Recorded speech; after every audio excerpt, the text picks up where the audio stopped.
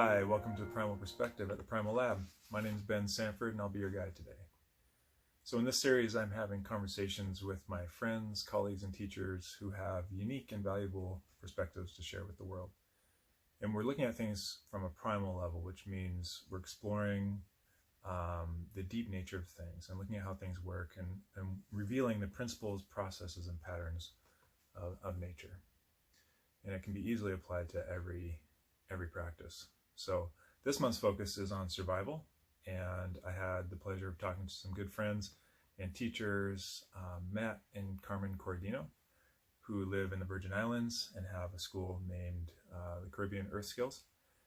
And these folks are also longtime tracker students and teachers and have a ton of experience in their time in the art of survival. So I hope you enjoy this conversation, and we'll get right to it.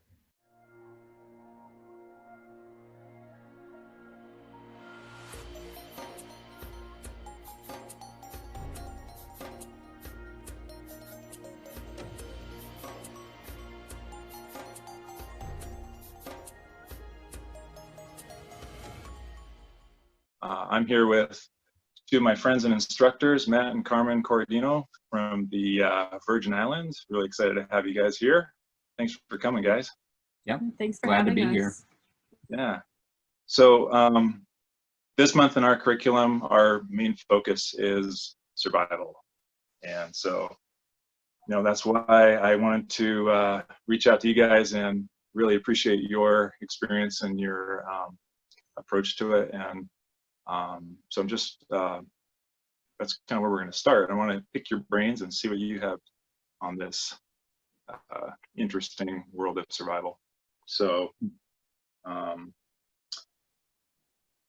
don't we just start with, some of the people that watched this may not know who you are. And so I'm just going to give you a chance to kind of explain your background in relation to survival skills and whatever you want to share there. So how is this related to you? I started learning these skills when I was 14. I started learning from a Native American woman who took me on plant walks, and that's how I got into wild edible and medicinal plants. And then I also started going to the Children of the Earth Foundation's summer program. It was started by Tom Brown Jr. for kids and teens and families to go and learn the skills, since the tracker school is just for adults. And I started going there when I was 14 also, and just got really into it, and just kept going from there. So I kept going back every summer, taking classes, and then I did end up going to college, and I studied human ecology, and so I was able to fit in a lot of wilderness survival studies into that. I did a wilderness survival theme for my senior project, and I also did a tracking internship with Maine Fish and Wildlife, and all that was for college credit. So it was great. I spent 6 weeks by myself in the foothills of the Blue Ridge Mountains, putting my skills to the test. And then after I graduated, I went to the tracker school and did their caretaker program, because I had taken tracker classes throughout college, high school.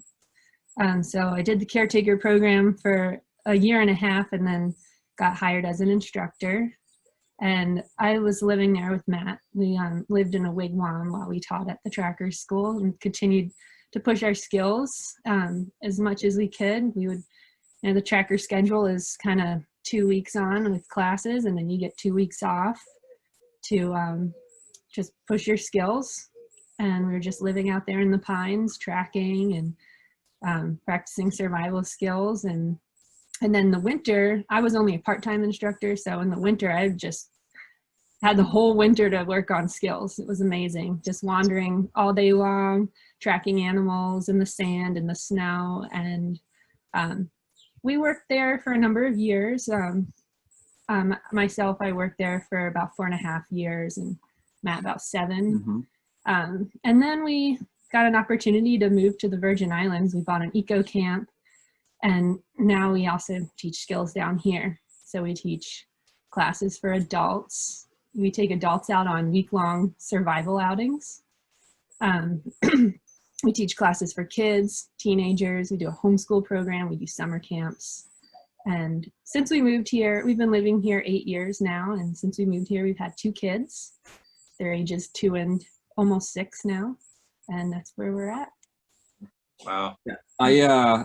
I grew up in a small city, not really that much time in the wilderness, just camping. And at some point in college, I just decided I didn't want to do like the typical party thing. So some friends called me up actually and asked if I wanted to go camping in the wintertime. And that kind of like started an interest in spending more time outdoors, and then was introduced to one of Tom Brown Jr.'s books, and just kind of piddled around with it and sort of had it in the back of my mind as something that I was really interested in. And then after maybe 4 years of like reading Tom's books, kind of dabbling here and there with survival skills, finally took a class and pretty much dove in head first.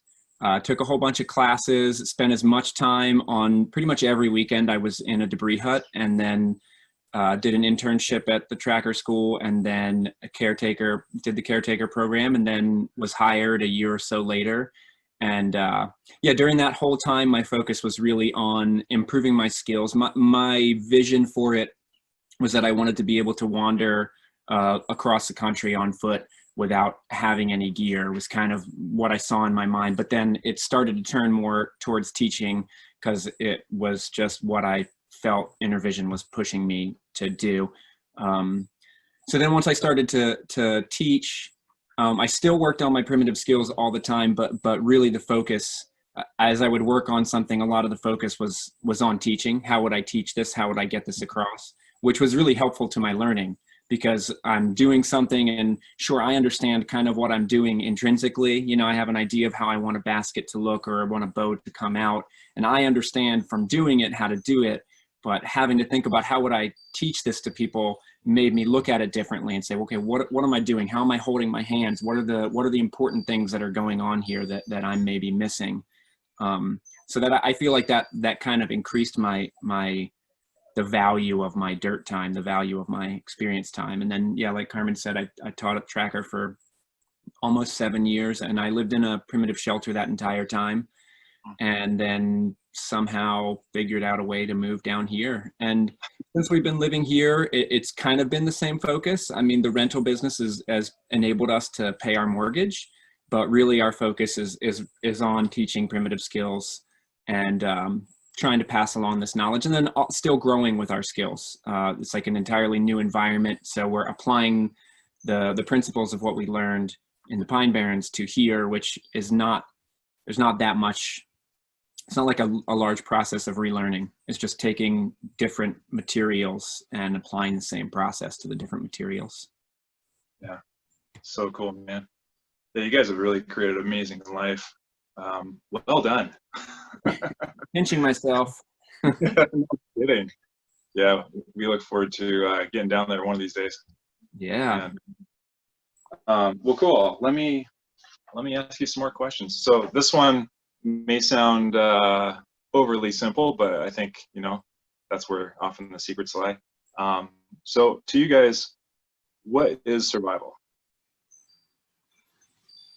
Wow, that's a loaded question right there. What does it mean to you? I would say that it's a way of looking at the world. I mean, in our modern context, it's going to work and paying the rent. In the primitive context, the context of if you had nothing, it's problem solving and finding solutions to whatever issue you're having, whether that's needing a shelter, whether that's needing water, whether that's needing fire, whether that's where you're going to gather your food. But I would say it's a mindset. It's an engagement with your necessities in life. We live in a world that's full of distractions. Perfect timing. We live in a distraction-filled world where we don't have a connection to that. So, when I first started learning these things, yeah, okay. Yeah, see, this is a beautiful distraction here. I love that. Is adorable. Wow. Yeah, we live in a world that where we're disconnected to how we make it through to the next day. So I would say to me that survival is just engaging in that process of living another day, of being connected to your necessities. So in our modern context, it's there's the work for money for pay aspect, and that's kind of like a sort of like a separate mental process. But even just going to the store, what do I really need? Letting go of the desire to have the chips or the soda or whatever it is that you don't necessarily need. Look, okay, what are the calories that I need? And for us, like coming from that context of really diving into the primitive skills and trying to live off of what we were able to gather ourselves has really changed the way that I approach the store. When I go into the store, it's like, okay, what do I need? How can I do this with leaving the least amount of waste? How is the most efficient way to get these things to me? And what do I really need actually in this store? And I think that survival really is all part of that. I think in our modern world, we just get so, we get in our ruts, whatever we're used to of doing, we kind of just do that.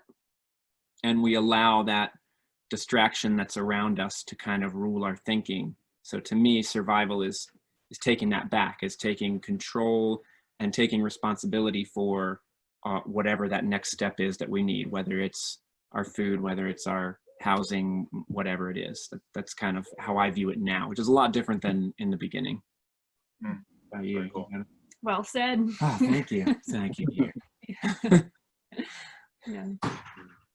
Yeah, that's cool. That's kind of a pure perspective on that. That's pretty neat.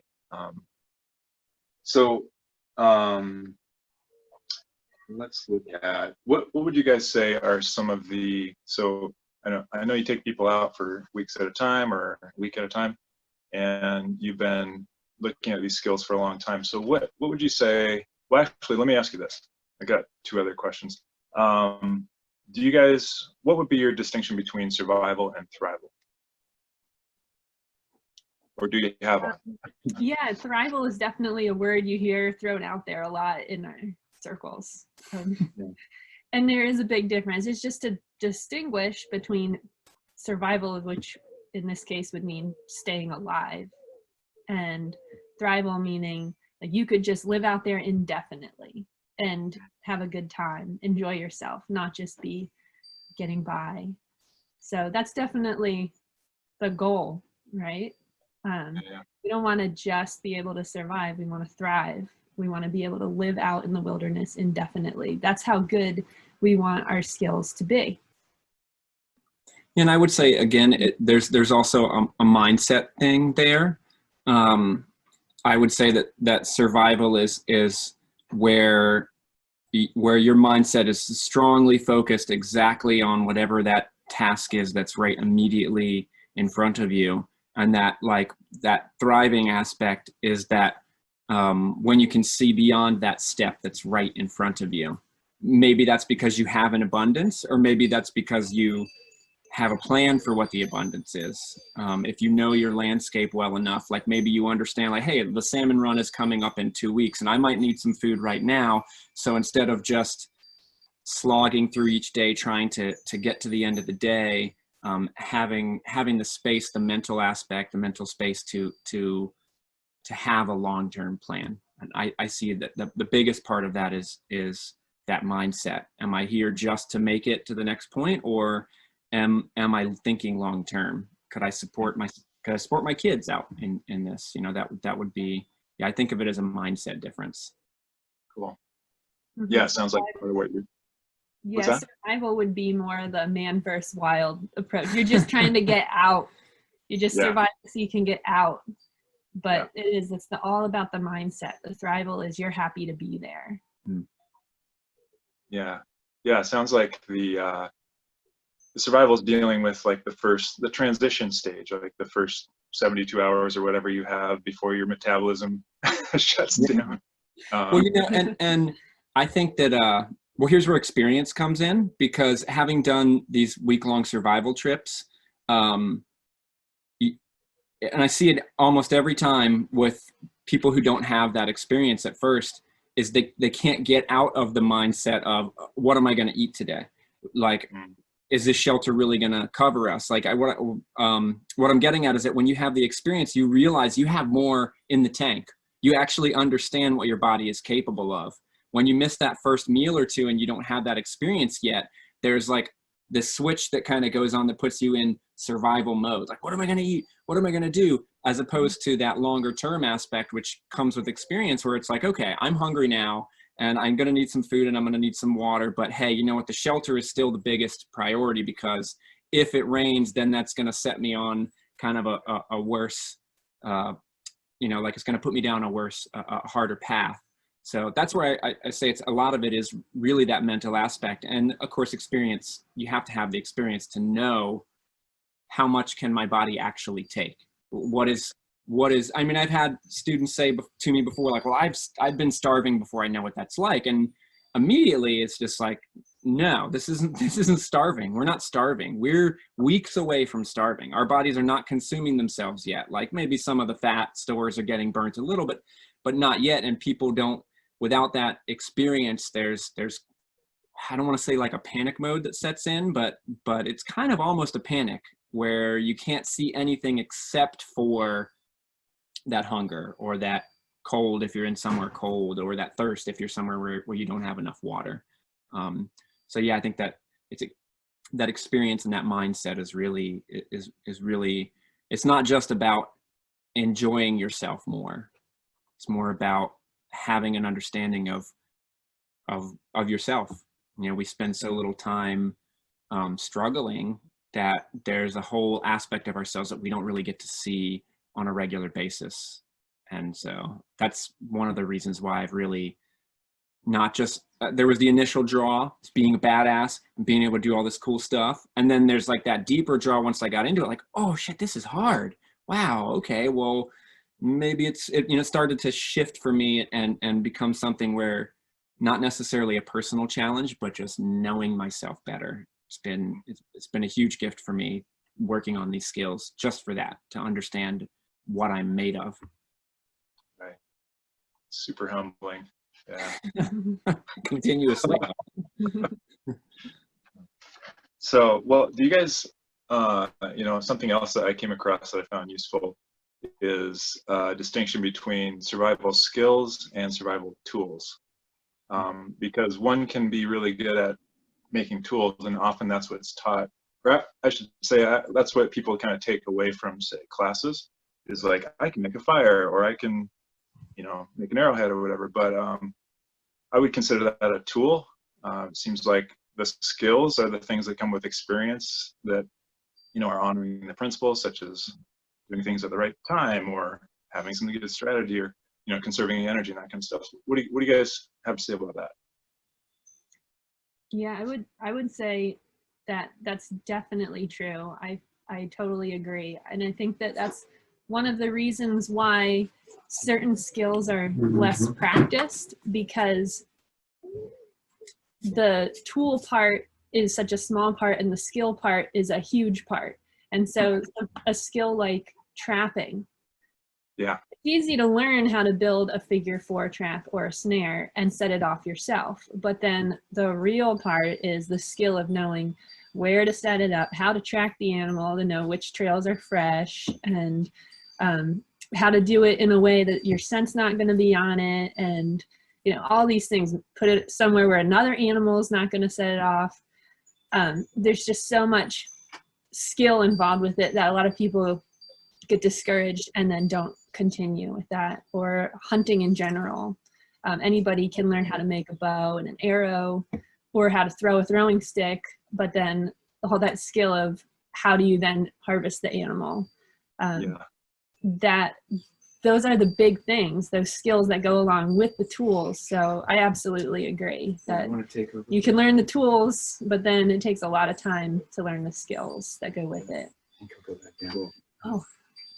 Yeah, when you said that, like, sorry, he woke up unexpectedly. When you talk about like the skill versus the tool, what jumped into my mind is like there's a point at which the tool becomes the extension of yourself.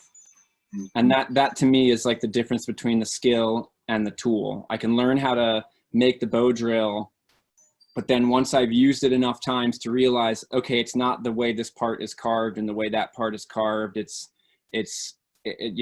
I'm part of this as well. For me, that really came home I was taking a class, and we were going to start a fire, and I had spent a lot of time doing the hand drill, which is the friction fire method, using a stick and rubbing it back and forth. And I had been doing this every day for, as long as you can do it without damaging your hands. So at least 5 to 10 minutes a day working on it for months at this point. And it gotten to where I was very efficient with it. And the other people who were in the class they're experienced with it, but hadn't been spending as much time with it.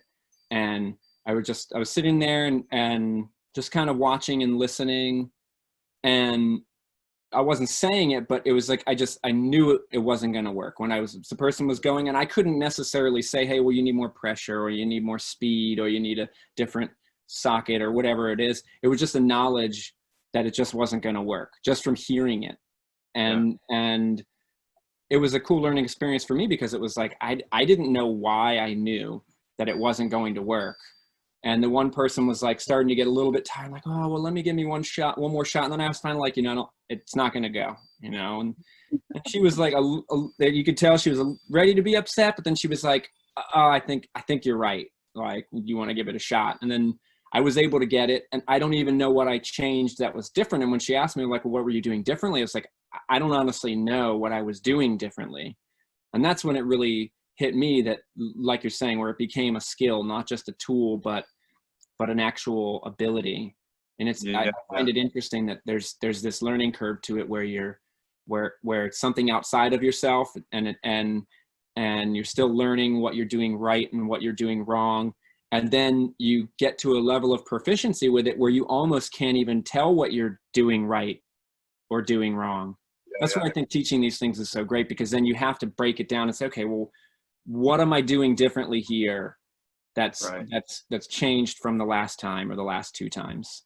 And I mean, that's a huge part. Knowing what's going wrong is probably just as important, if not more important, than getting the fire if you're trying to do fire, or being able to hit the target when you're shooting your bow and arrow.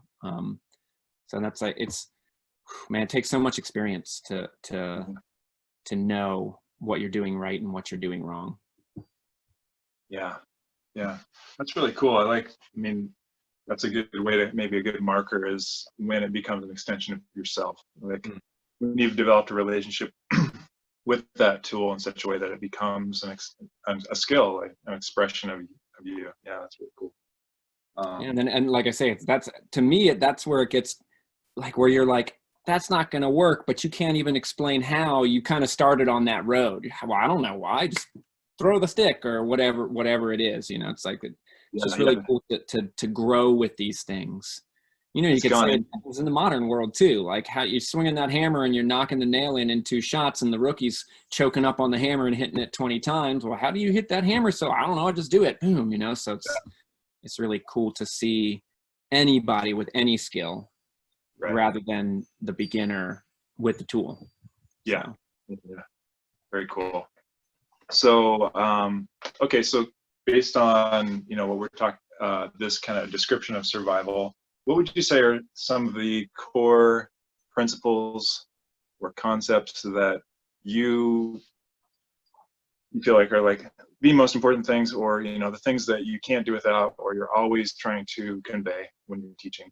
So we always constantly harp on what we learned from Tom Brown Jr. as the sacred order: shelter, water, fire, food, in that order.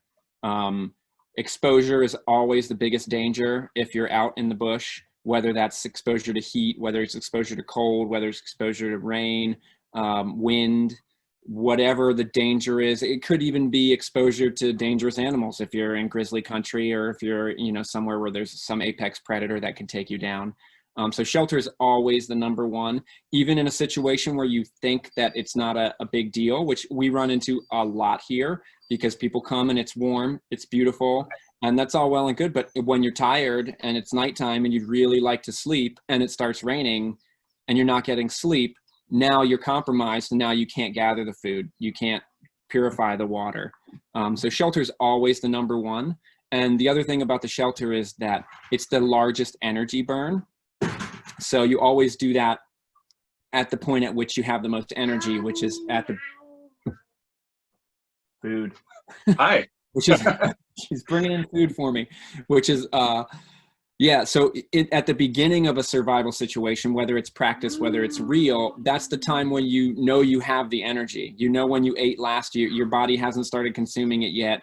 So you can't put that off until you're cold or tired or hungry. You've got to do that right away. So coming right after that would be water, because you only have a certain amount of time that you can live without drinking water. And that one is probably the most often overlooked. Usually people aren't asking, well, what did you do for water? The number one question would be, well, what are you eating? And that makes sense because, you know, that's how we equate in our modern world. We usually have some access to some sort of shelter. We usually have some access to some food, I guess. Food is the number one thing. It's going to be a constant distraction. We were talking about distractions in the beginning. So yeah, water is often overlooked, and it's not just about dying of thirst. It's also about your mental function dropping rapidly. I did this survival trip, Carmen and I did a survival trip with some teenagers one time, and because they did not get a fire, we couldn't safely give them the water, although we knew that it was good. But just to teach it, we weren't going to allow them to trust that this water source was good. I had drank personally from the water source when we did our scouting in the initial part and had no adverse reactions, but we weren't going to teach that to these kids. And we only let it go. It wasn't quite 24 hours before we brought water and said, okay, you guys couldn't get the fire.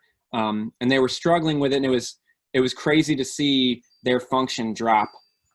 That by sometime mid-morning of their struggle, she's in the back room. You could really see, you could see them physically not able to push as hard with the bow drill, not able to balance as well, not even able to think about what they were doing in the right context. So really that water is about functioning. We put fire third on that list because you have to purify your water. And there you go, water is a good thing. So to be able to purify your water, you want to be able to have that fire. Now, fire can also tie into your shelter, because in a cold, somewhere cold, if you want to be able to do anything besides just sleep, because you know the basic structure, the debris hut will keep you warm, but you can't do anything in there except for sleep. So fire kind of ties into shelter as well, and obviously ties into water. You need to be able to purify your water, and it's the easiest way to guarantee your water. And the reason why food is last on that list is not just because you can go the longest without food, but because once you've built the shelter and you've gathered the water and you've secured your fire source, you're going to need the most time for shelter, or sorry, for food. So once those all are assured, you got the shelter built, that shelter is finished. You've got your water source. It's a solid water source. You've got your fire started. You, in theory, could keep that fire going. Food, you're going to constantly need to gather more food. You're going to be able you're going to have to be able to constantly, know where the food is going to be coming from. So, yeah, it's not last because it's least important. It's actually last because it's going to take you the most time. You're going to be spending most of your time doing that. But, yeah, wouldn't you say most skills revolve around food in that sense? Oh, definitely. Like your shelter is about putting it near where the food sources are. So, yeah. Yeah, exactly.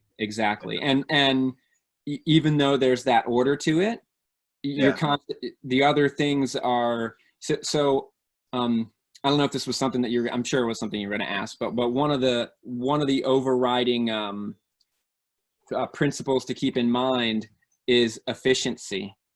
You're not going to build your shelter in a place where you have no materials. You're going to build your shelter somewhere where you have access to materials. So along that lines of efficiency, you're not going to pass by the squirrel and come back for it later as you're looking for your shelter site. You're going to harvest a squirrel. You're going to bring it with you. You might not necessarily cook it right away, but your overall focus is on your shelter, but you're not going to pass by the water source. You're going to locate your shelter nearby enough to the water source. You're going to locate your shelter nearby enough to the food source that you don't have to walk 5 miles to gather your food. So yeah, that's another thing that we try to harp on a lot, is to be efficient, because animals are extremely efficient. They don't waste any steps. They move towards their water source, towards their bedding area. They're eating as they go. They're drinking water as they go. They're not coming back for it later. They're not compartmentalizing completely what they're doing. They're constantly in a state of open awareness towards what is their next need. And that's the thing that you talk about, you kind of put in somebody's brain, constantly harping on it, but only experience is going to teach you how to do that. Yeah. It kind of goes along with the development of skills like you're talking about too. Totally. Which opens up that awareness and that kind of systems approach. Yeah, very cool. Mm-hmm. Any other key principles you throw out there usually that? Well, there's the efficiency in what I just mentioned, is that awareness. I mean, it's a constant. It's a never-ending process. Is constantly being in that open state of awareness. Even if you already have your food source, you're still opening your awareness towards every single track you see, and every single plant that you walk by that could be food or medicine, every single potential water source that you walk past, every single area that might have some sort of building material to continue to upkeep your shelter. So there's the tools aspect of your awareness. You're constantly in an open state of looking. I don't want to say looking, but let's just say that your brain is always open to the possibilities of what something could become. And then there's like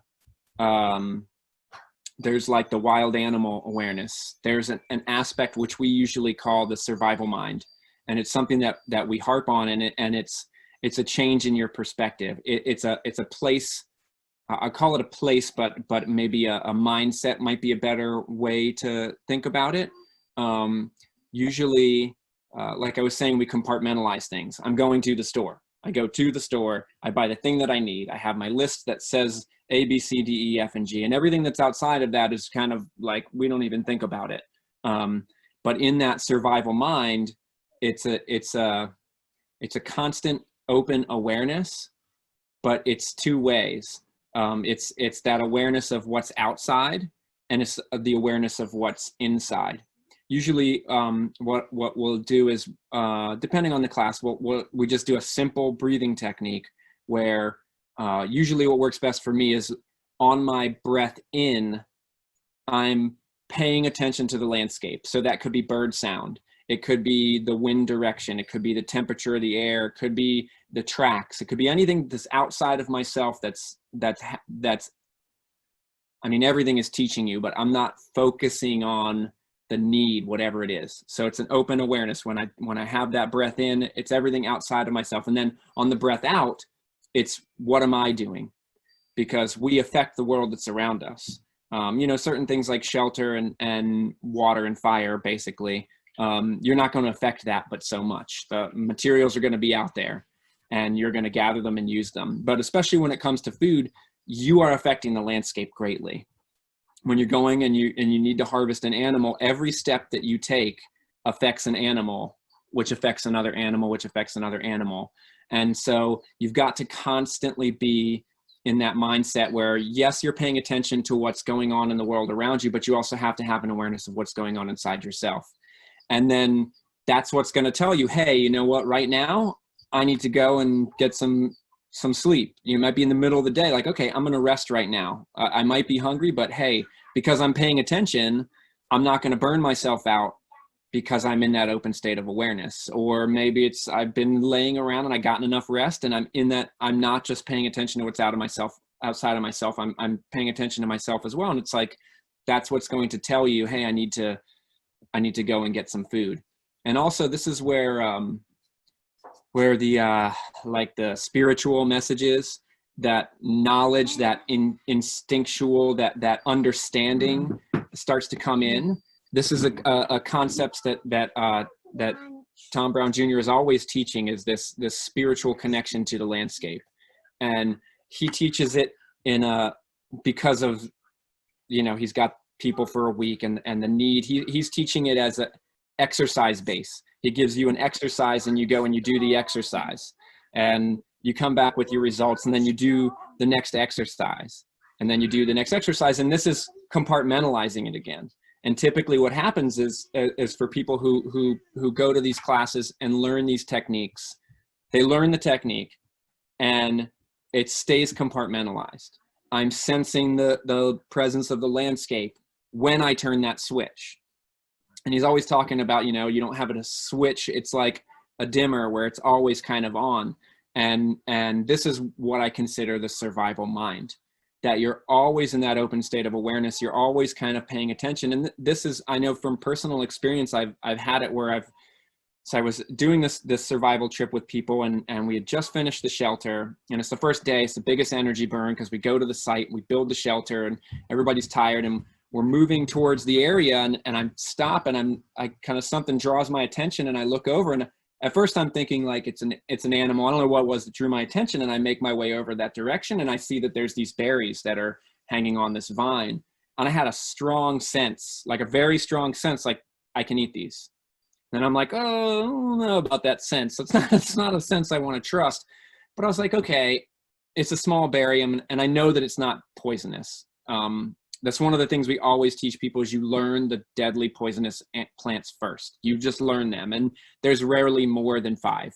In fact, in North America, it's 5 plants that are basically deadly that are going to kill you if you eat them. So here, there's 4 that are popping into my brain. So you learn those 4 or 5, and then you can start to experiment. Anyway, I see this berry and I'm like, okay, let me just try this. I tried a little nibble. I go and I, gather. We were eating a lot of snails the first day because they're easy to gather. Sea snails, not like a snail crawling across the ground. Much tastier than a slug-like snail. Anyway, so I'm walking back towards it, and I'm like, okay, I was fine from that first bite, and then I took a bigger bite. And then the next morning I ate a couple of the berries and I was fine. And then I started eating them. Now I didn't share this with any of the students because I'm not going to put them in that danger. And towards the end of it, I was eating a good bit of them. And then I came back home. I brought a little piece of the plant so I could look it up. And it turns out it is edible, called iguana berry or iguana hackberry. It's in the hackberry family. So that was a really cool experience for me. And it all came from being in that open mindset, being drawn in that direction. If I was just like, I'm hungry, I gotta go get snails, I would have missed out on that entire experience. And now every time we go down there and there's those berries, it's like, okay, this is an edible berry. So it's like, the students eventually got to eat some. Yeah.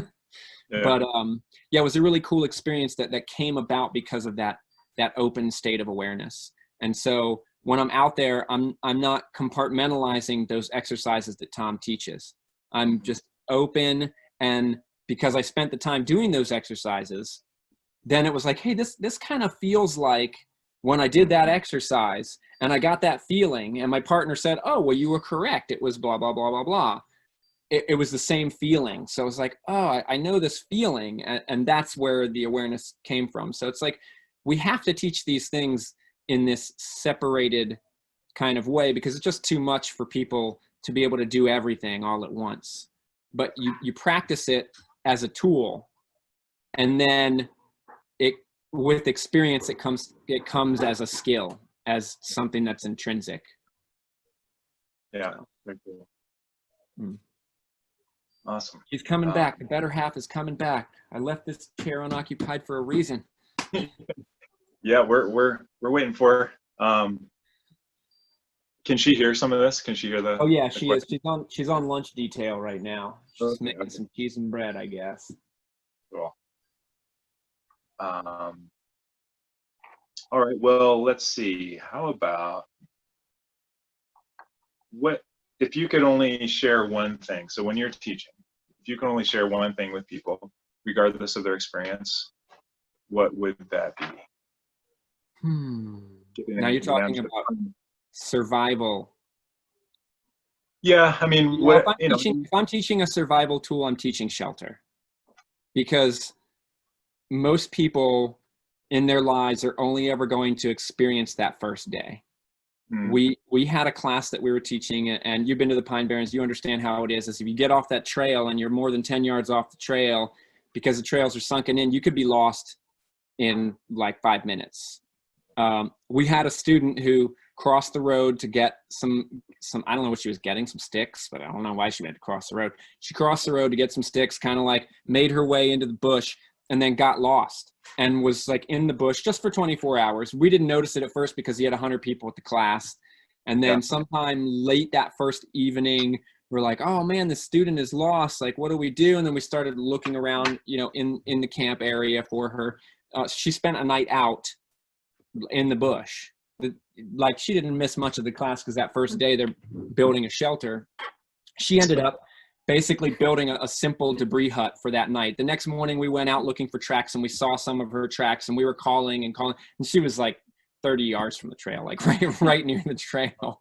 And she came from oh, thank God you found me. She went to a survival class and had a survival experience. But you know, that I would say, if I'm teaching only one thing, it's got to be shelter, because most people, they're only ever going to have that 24 hours. I mean, yes, people have longer experiences than that in survival, but you know, most people, it's going to be a day that they were lost. It's going to be 3 days that they were stuck in the bush. So if there was only one thing I could teach, I personally would have to say it would be shelter. Yourself? That would be the first just basic survival skill I would teach people. But as far as skills in general go, just to help somebody out for their everyday lives, it would be sit area for sure. That would be the one thing, where people just go out, pick a spot in nature or as close to it as they can get, and just sit there and empty their minds and just increase their awareness by paying attention to all their senses and opening up all their senses.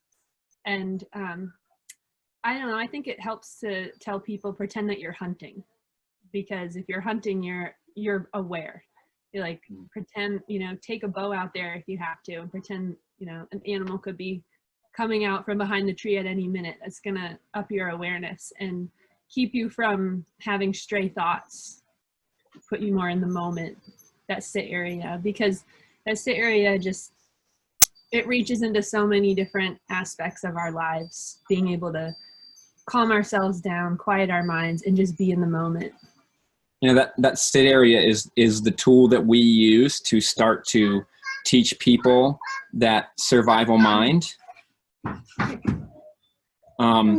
Is we tell people, and we usually do this before our survival trips, and during we have a portion of the class where we're teaching people how to make fire and whatever other skills they might need on that trip.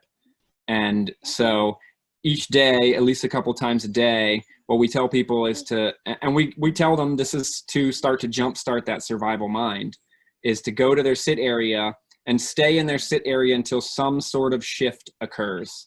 The shift could be, I was thinking about A, B, and C, and now I'm not thinking about that. It could be that I was sitting there not paying attention to anything, and now I'm paying attention. It could be like a big emotional shift. It doesn't matter. Some sort of shift occurs. And that's cool. Some people stay 10 minutes, some people 20, some people want to stay even longer than that. But that's usually the tool that we use, is that sit area, and just you're staying until some shift occurs. And that's really, we found that to be a helpful tool for students to start to cultivate that awareness. That's a really good way to frame it. Some shift. I like that a lot. Yeah. Carmen, did you have anything to say on the like, what are the core principles of survival that you would that are important to you? I don't want to repeat anything that Matt said, because I'm putting him down for a nap again, but attitude, number one. And you know, I've learned from myself being in a survival situation, but it's also been such a blessing to take other people into survival and also learn from their experiences too, and see, okay, it's not just me, it's everybody. It matters for everybody. Attitude. You see people with very little skill level having a great time in a survival situation, just loving life. Yeah, they're a little hungry and they're not sleeping on a comfortable bed, but they're having a great time because they are just super positive and just in the moment, and they're enjoying the newness of the experience.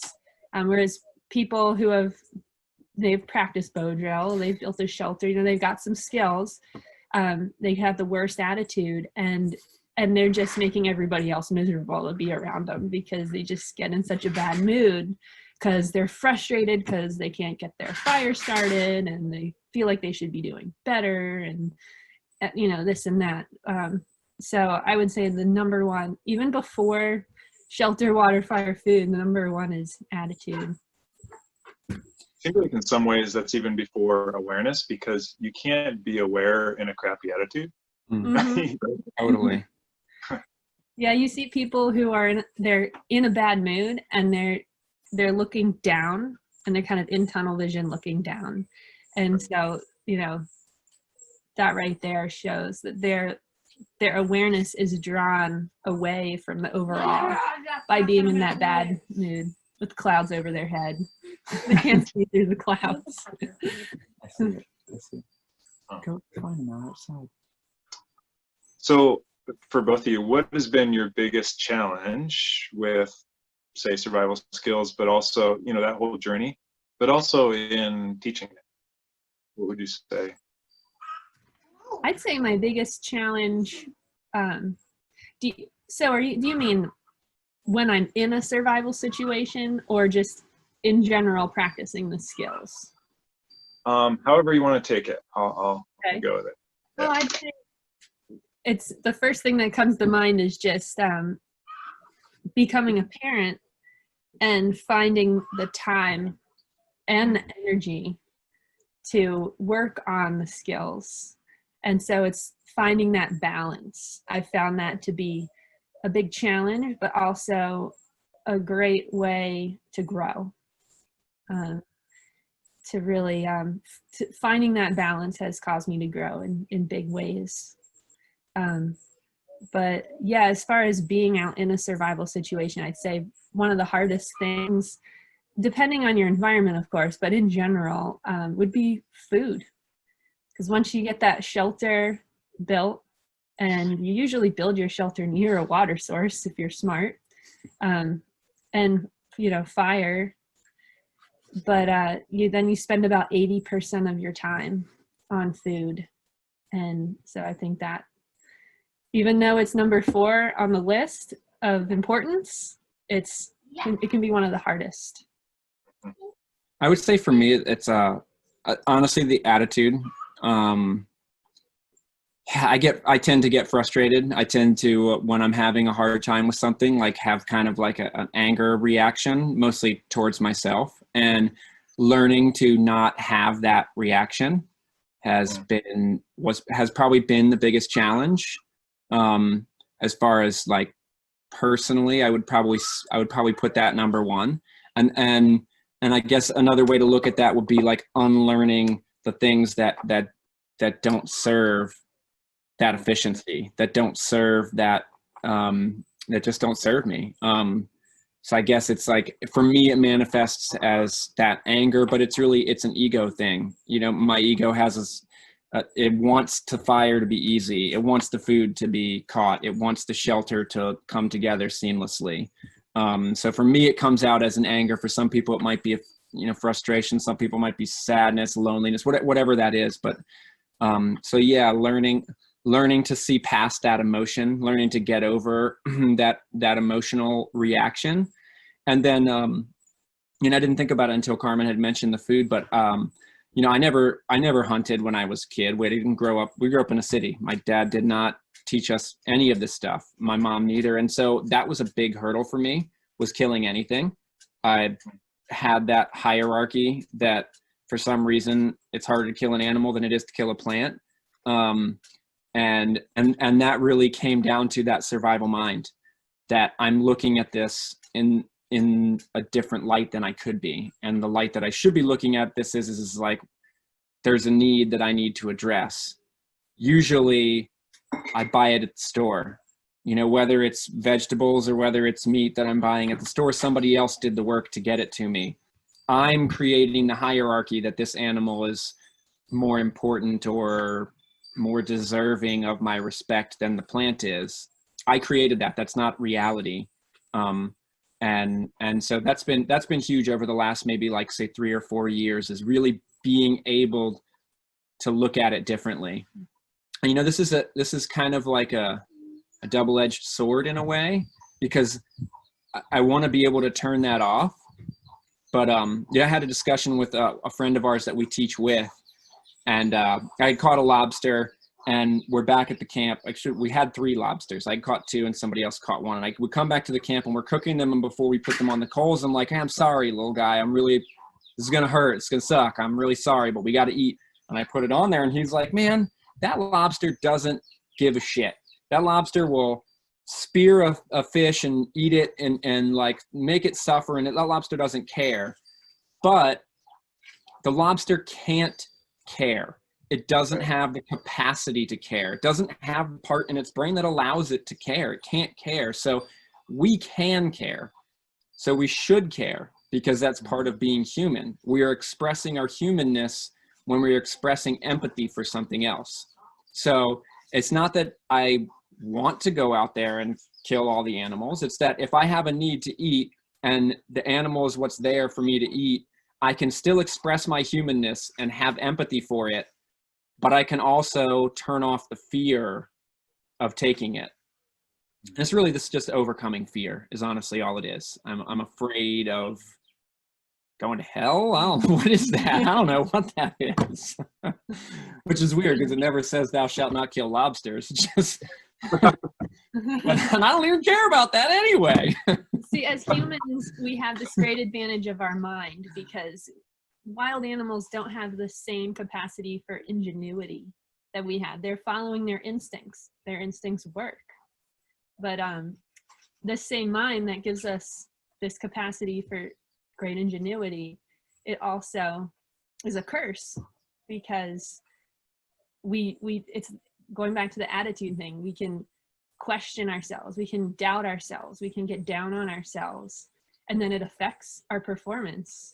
So if we can tap into, you might call it a primal mind, and just get into the mindset of a wild animal. If a lion misses, doesn't catch what it's going after, it's not like, oh, I'm a terrible hunter. God damn it, I can't believe it's so stupid. If it was spending all that time getting down on itself, and wild animals miss a lot of times they're not successful, but they immediately just keep hunting, because that's what they do. They're just following their instincts. So if we can really let go of that judgmental mind and just be in that primal self and just do what we have to do and be like a wild animal when we need to be like a wild animal, then it will make the survival situation much easier. That's awesome. Yeah, it is. You're so smart. Well said. All right, let's see. What do you think people don't get about survival and survival skills in general? That they're valuable in our modern context. Mm-hmm. That learning how to do these skills is going to help you in your modern context. There's the tool aspect and then the skill aspect. So if I can learn how to, making a throwing stick isn't hard. I can learn that. That's great. I'm only going to use it in a survival situation. But once I cultivate the skill of utilizing it, now that translates. Like, I can practice swinging the hammer and actually know that I'm practicing, and pay attention when I'm practicing the same way that I did when I was practicing throwing the throwing stick, and noticing, oh, if I do this kind of hold, I get a better swing on the hammer. Or, hey, if I hold the saw just like this, then I can use this circular saw better. So yeah, that they have value, that learning these skills, it helps you get in touch with yourself, how you learn, because as far as utilizing the tools is concerned, you're stripping away a whole lot of distraction. It's a very, using the word primal, such a great word for that. It's such a it's so basic and so simple that it strips away all of the possibilities of reasons why it went the way it did. And it's you and the tool and cultivating the skill.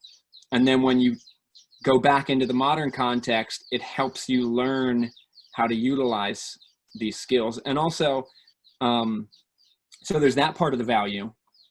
Then there's also the value of you never know. Survival situations happen to everyday people when they're least expecting it. And they happen every single day in the world. Every single day in the world, somebody gets lost off the side of the trail, gets in the plane crash, whatever scenario you want to put out there, they happen.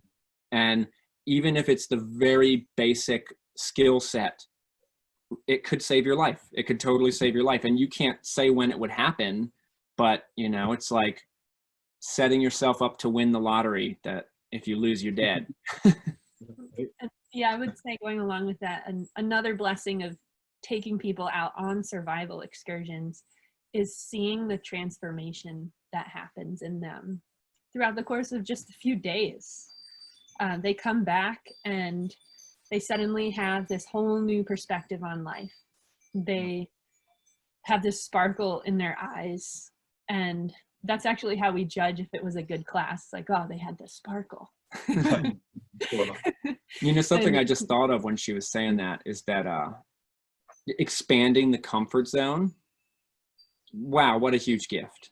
I mean, people who before were like super clean and super prim, and I saw this guy and he was like trimming the beard and like he was all clean, and then he was just sleeping in the dirt by the third day, like literally just laying in the, he could have slept on the leaves, but he's sleeping in the dirt. And he was even like, oh damn, I'm just laying in the dirt here and I don't care. And like, what a huge gift. Like, now is it going to matter that he's stuck in traffic? If he's paying attention, no, it's just a little bit of inconvenience. So that's another huge thing that you learn from.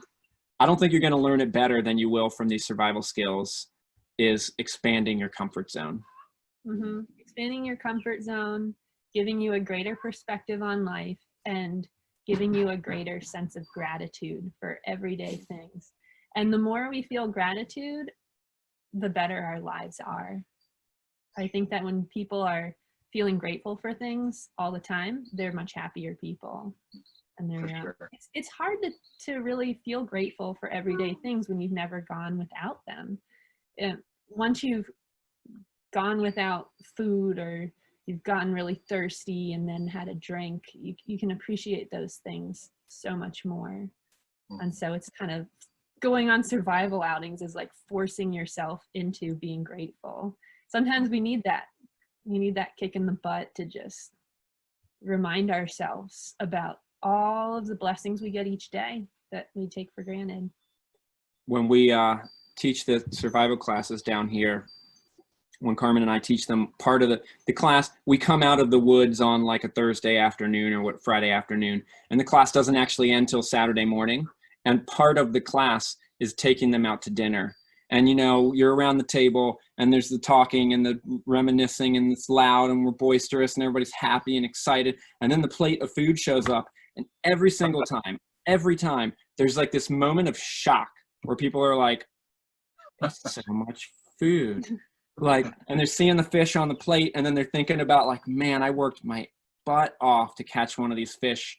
Like, look at this. And they're like, I can't believe, and it's the most amazing moment. And it happens every time. People are fully in shock of like, whoa, where did this even come from? Like, how did this even get to me? It's like one of my favorite parts of the class is just that moment of silence where everybody's shocked. And there's never been a time where people haven't been like, wow, I'm so thankful for this meal right now. Like, it's a really cool moment when they actually have that gratitude. That's really cool. Okay, well, I want to kind of start to wrap this up, but where should people begin if they want to learn survival and the skills? I mean, there's obviously the schools and stuff, but you know, a lot of people I think right now are probably a little more interested, or a little more this is on their radar based on the pandemic and all of that, just seeing food shortages and stuff like that. So what do you think is a way people can start to move in that? I would say, aside from whatever course you might take from somebody, like my initial thought is like start with the plants, but what I would say is for people to, whatever you're jazzed about, like whatever, if you're thinking, okay, I'd like to learn this stuff, is it edible plants that you're excited about? Is it hunting that you're excited about? Is it shelter building that you're excited about? Is to get a book. I mean, having the computer and the screen, I understand it's much easier to Google something, but having, to me, it's like the book is just totally different interaction. It's always there, and there's not the hurdle of like, you have to think about what to type into the computer, and there's kind of a blockage in there, but you have the book and you look at it, you read it, maybe you read it cover to cover, or maybe it sits in the bathroom and it's like there, and really saturate yourself with just that one subject, whether it's plants, whatever it is, and really try to every single day dive into that subject, whether it's starting off with the book, and then maybe you got an edible plants book and you start off with the book, and then you go outside and you find a plant that is in the book, and then you utilize it, and you dive into that one thing, and inevitably that one thing is going to lead to the next, to the next, to the next.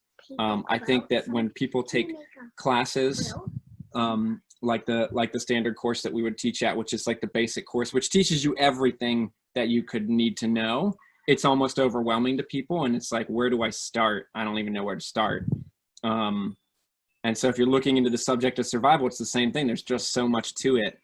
So just picking any one thing that you're excited about, getting some information on it, and just kind of diving into it to whatever extent you can. That might only be 5 minutes. And one of the things that one of the instructors at the school where I first learned that talked about was what she called it compound interest. You know, you first sit down with that book and you spend 5 minutes with that book, and it's like 5 minutes of time with that book, and that's where its value is at 5 minutes. And then 5 more minutes and 5 more minutes, and something happens when you get to that 100th minute, and it's like you've spent enough time with this that now the 5 minutes has more value. The interest is added up, and now you look at the book and you're like, oh cool, there's this plant that I guess I never noticed is in the back of the book, because you've already filled your brain with the first 95% of it, and now you're starting to saturate yourself with it. And then it's like you go outside and all of a sudden it's like, whoa, I've seen that plant in the book, and I've seen that plant in the book, and I've seen that plant in the book. And now, because of that 5 minutes, 5 minutes, 5 minutes, now you go outside for 5 minutes and you just found 5 plants, and you weren't able to do that in your 5 minutes at first, but now your 5 minutes, it has more value. So whatever it is you're excited about, just having it around and spending whatever amount of time you can with that skill. Nice. Yeah, and I think that's great, just to make that a goal, of even if it's just 5 minutes a day, because then you're at least doing it every day. It becomes a habit. And I recommend any of Tom Brown's books. I think they're not only informative, but they're also inspiring. And to get yourself to work on the skills, it helps to be inspired. So just reading his books. Great. So let's see, you guys have any final thoughts about anything you want to just throw in for people around survival, speaking of inspiration? Yeah.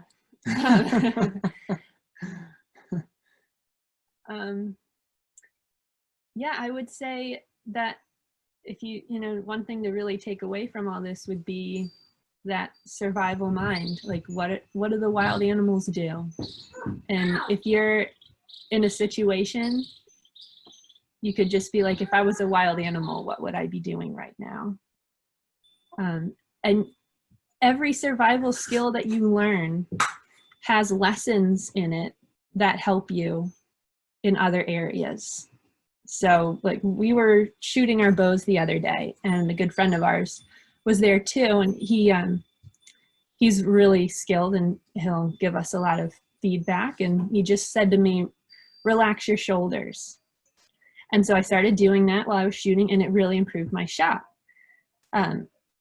But now I think about that every single time that I'm shooting my bow. Relax your shoulders, relax your shoulders. So now when I wash the dishes, I'm thinking, oh, relax your shoulders. I was weed whacking. Oh, relax your shoulders. And that one thing has helped me in my life. And all these different activities, I didn't even realize all the tension that I was storing in my shoulders. But just from doing archery, I learned how to relax more in my everyday life. And that's just one example. Awesome.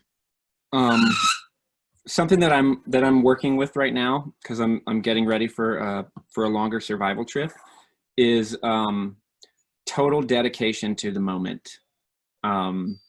So whatever it is I'm thinking of, even if it has to do with what I'm going to be doing, just letting that go and trying to be as fully in the moment as possible. So into my senses, like what is my ears telling me, what am I seeing, what am I smelling, tasting, touching, whatever my senses are telling me, and constantly reminding myself to be in this moment right now. I usually try to do that while I'm outside, but it's really important for me right now to just be extending that to anytime, whether I'm inside. Like there's a moment that's happening right now that could be something, potentially life-saving, if I'm paying attention in the moment. And so, yeah, that would be my parting shot, is for people to have that as a reminder in the back of your mind. Is like total dedication to the moment, complete and total dedication to the moment. It starts off as being 2 or 3 seconds, 5 seconds. You do it more and more, and now it's 10 seconds. Now it's a half a minute. Now it's 2 minutes. Now it's 20 minutes. Now it's an hour.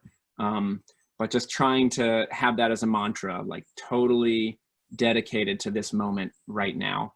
And that's one of those things that it's crucial for survival, but I mean, it's so helpful in our modern world. Well, so helpful. There was something that Stalking Wolf, who was Tom Brown Jr.'s teacher, said, that if you're not living in the present moment, then you're not fully alive.